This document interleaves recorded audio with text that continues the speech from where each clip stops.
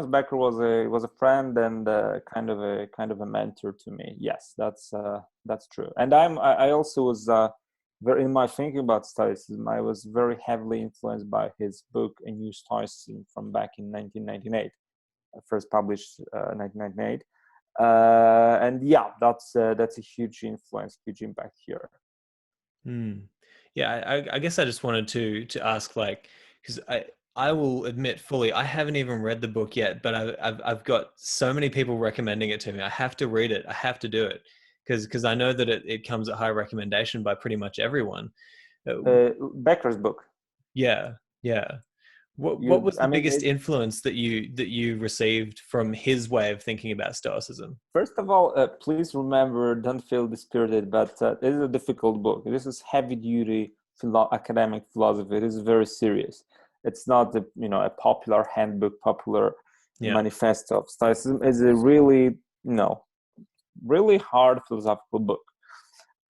What I got from Becker is basically a few points. First of all, that we need to, the very idea that we need to reform, right? This is the motto to my book that's going to be out in May, that we need to, it is very curious to think what would Stoicism look like today if it had this 2,000 years continuous history, if it had the chance to react to, to Newton, to Descartes, to Kant, Hegel, and so on, and to the advent of science, and so on and so on.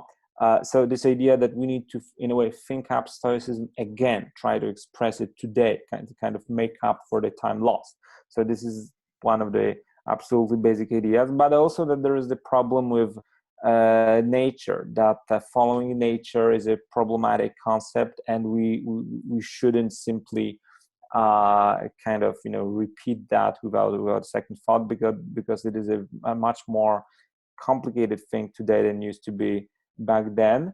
And here I, in a way, go one step further than Becker, because what he says basically is that we need to understand consistency with nature as consistency with facts, which is true, but which is, I believe, true, but I believe that at this point we don't really need the term nature anymore. So we kind of need to take one more step.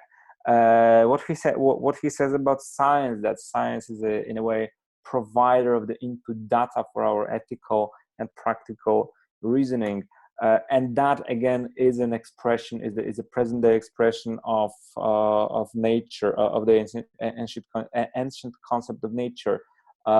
These would be, I believe, the things that I picked from him, and of course there is a great level of personal gratitude, because he also a very generous friend, trying to show me the ways how to do things, and how to on the practical level with the publishing industry and so on, how to do things and how to deal with them. So yeah, that's a really great. That was a really great guy, and just for the record, he died back in 2018 in November, I guess.